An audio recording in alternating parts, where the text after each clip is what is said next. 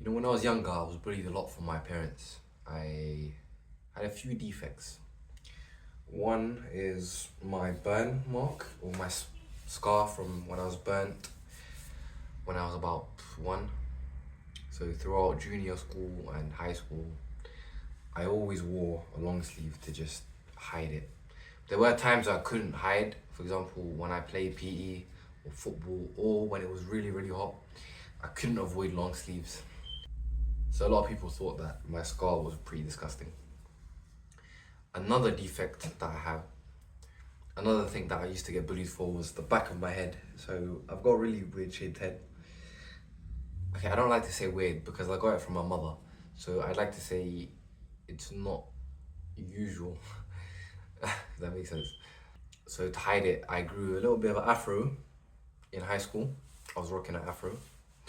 For those of you that didn't know, some of you that watch me are friends. But I've now come to terms with my imperfections, and although there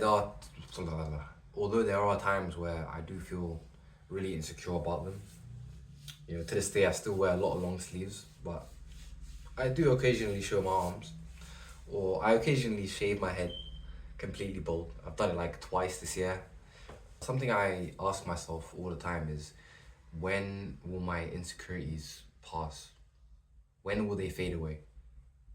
When can I truly love my body and love myself for what it is, for the beauty that it holds, for how great I am able to do the things I'm able to do? And I think time has to pass for me to eventually start loving my body. But it's not like I hate my body, it's not like I hate myself. It's more so that I'm looking at the imperfections, the small, minute details that are magnified in my mind, that I make into such a big deal. For example, the other day someone complimented me for my forearms. They said, "You've got really nice forearms." I think it was in the gym, and I didn't really notice. Like, forearms, they were like, it's really like, and on that specific day I wasn't even wearing any long sleeves, so my burn mark was completely exposed, and they were complimenting me. They were like, "The scar goes really well with your forearm and it really looks good." And I've never ever thought that. I've never looked at my arms and said, "Yo, I've got really nice arms." And there's a term that people like to say in the gym community, body dysmorphia.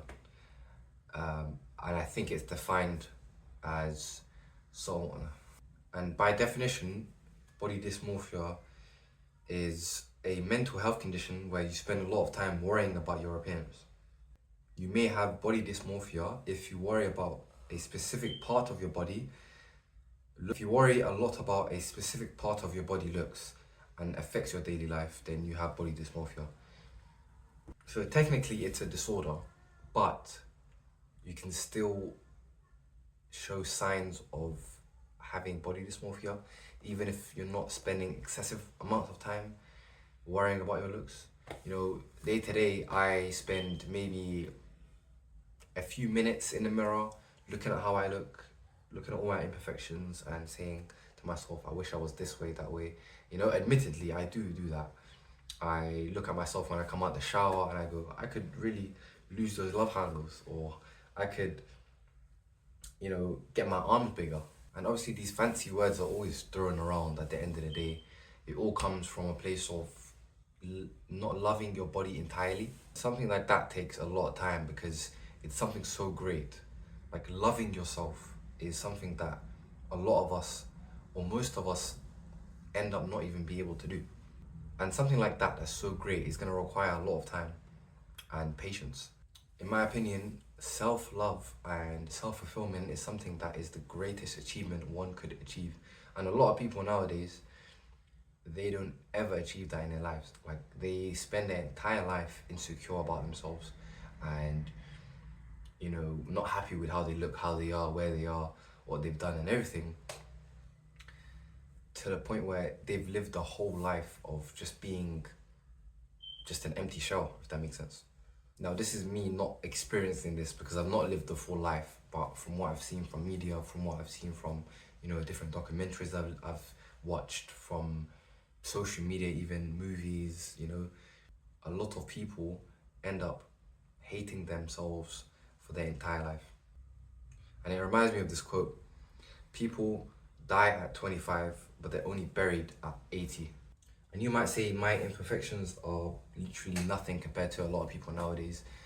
People with, scars from bullet holes, scars from, wounds as big as the entire body, things that they can't hide, as compared to my things, like my head shape that I hide with hair, or my arm that I hide with long sleeves.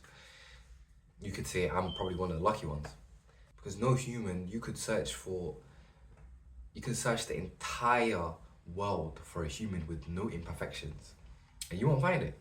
You won't find that human, because they don't exist. They don't exist in this world. Everybody has their flaws. Everybody has defects, and imperfection is not something that shackles us. It's not something that binds us. Imperfection is there for us to break out of. Our limits are there for us to break out of. These things that limit us are for us to grow and overcome them. Just because parts of your garden are shaded by a building or a tree doesn't mean that the garden won't flourish with plants with such beautiful success. At the end of the day, we're in this body that we're gonna have to be in for 80, 70, plus years.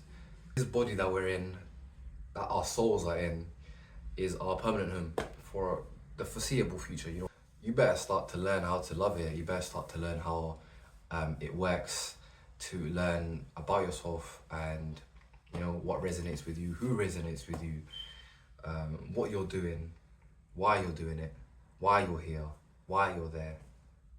Might as well just get used to it. Because if you don't, then you're gonna live such a miserable life. Like, you're gonna live such a miserable life, and you're gonna create such misery around yourself. Your garden won't flourish, results won't occur in your life. And remember, you didn't choose yourself. You didn't choose this body. This body essentially chose you. So be kind to this body. Be kind to yourself. Be kind to yourself. Because at the end of the day, at the end of the week, at the end of the month, at the end of the year, the only way you can live in this life is for you to love yourself. Love that weird head of yours. Love that scar, Love those tiny skinny legs that you have. Love yourself.